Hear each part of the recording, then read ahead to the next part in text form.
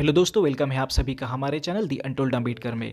दोस्तों, चैनल पर मैं एक नई सीरीज शुरू करने जा रहा हूँ जिसमें मैं बाबा साहब के जीवन की उन यादों को आपके सामने रखूंगा जो काफ़ी कम लोग ही जानते हैं। इस सीरीज का ये पहला एपिसोड होगा। दोस्तों, जो भी जानकारी मैं इस वीडियो में बताने जा रहा हूँ उसे मैंने बाबा साहब के सहयोगी नानक चंद रत्तू जी की किताब से ली है। उस किताब का नाम बाबा साहेब डॉक्टर अम्बेडकर स्मरण और स्मृतियां है। नानक चंद रत्तू ये बाबा साहब के सबसे करीबी सहयोगी में से एक थे। नानक चंद रत्तू ने बाबा साहब जी से उनकी जीवनी लिखने का भी आग्रह किया था। बाबा साहब मान तो गए थे, पर उनके पास पहले से ही इतना काम था कि उन्हें अपनी जीवनी लिखने का कभी मौका ही नहीं मिला।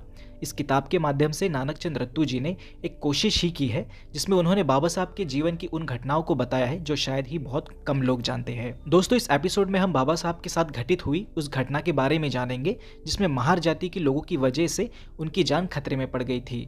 इतना ही नहीं तो उस घटना के बाद से बाबा साहब जी के पैर की हड्डी टूट गई थी, जिसके बाद उन्हें चलने के लिए हमेशा लाठी का सहारा लेना पड़ा था। दोस्तों, ये बात है साल 1929 की। मुंबई की सरकार ने अछूतों द्वारा किए गए शिकायतों की जांच करने के लिए एक समिति का गठन किया था। बाबा साहब जी भी उस समिति में सदस्य के तौर पर काम कर रहे थे। समिति के कार्य के लिए बाबा साहब जी को खानदेश भेजा गया था। वहां से अपना काम खत्म करके बाबा साहब मुंबई रवाना हुए। मुंबई वापस आते वक्त बाबा साहब 40 गांव में उतर गए, जहां एक पास के गांव में उन्हें अछूतों के विरोध में सामाजिक बहिष्कार के मामले की जांच करनी थी।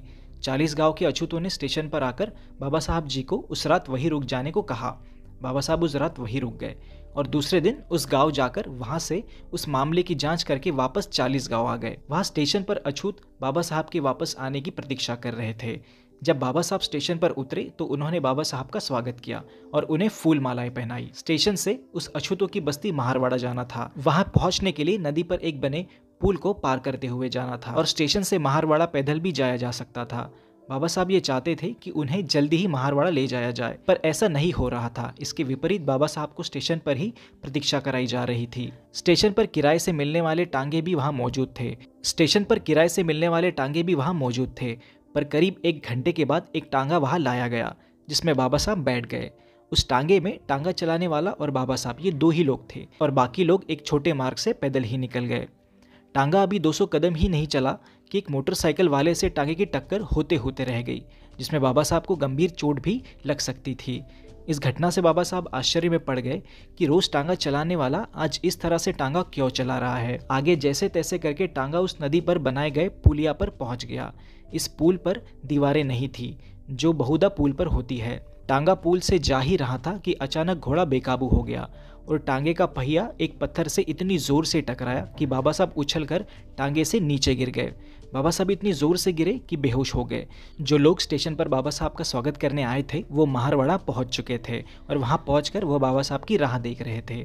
कुछ लोगों द्वारा बाबा साहब को इसी हालत में महारवाड़ा पहुंचाया गया।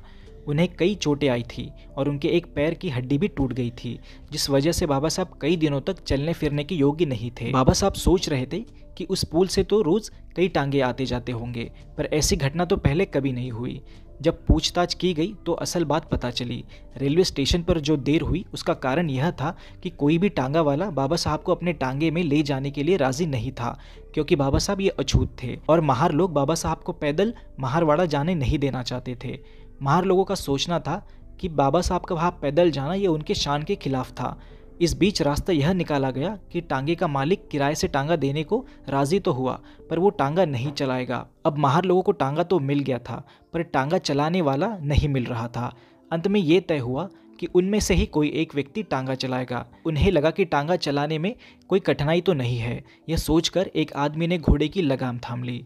अनुभव ना होने की वजह से उसे एहसास हुआ कि टांगा चलाना ये उसके बस की बात नहीं है। वो इतना डर गया कि उसने घोड़े को काबू में रखने के सारे प्रयास ही छोड़ दिए, जिस वजह से घोड़ा बेकाबू हो गया और ये घटना घटित हुई। बाबा साहब की शान बचाने के चक्कर में 40 गांव के महार लोगों ने बाबा साहब की जान ही खतरे में डाल दी थी। इस घटना के बाद बाबा साहब को यह एहसास हुआ कि टांगे वाला, जिसकी हैसियत किसी नौकर से कम नहीं होती, वो भी खुद को अछूतों से श्रेष्ठ समझता है, फिर चाहे वो अछूत कोई बैरिस्टर ही क्यों ना हो। इस घटना के बाद डॉक्टर बाबा साहेब अम्बेडकर जी को हमेशा चलने फिरने के लिए लाठी का सहारा लेना पड़ा। तो दोस्तों, ये कहानी भले ही ऊपर से किसी दुर्घटना की लगती हो, पर इस घटना का विश्लेषण करने पर पता चलता है कि बाबा साहब इतने बड़े विद्वान होने पर भी उनके साथ जातिवाद किया गया।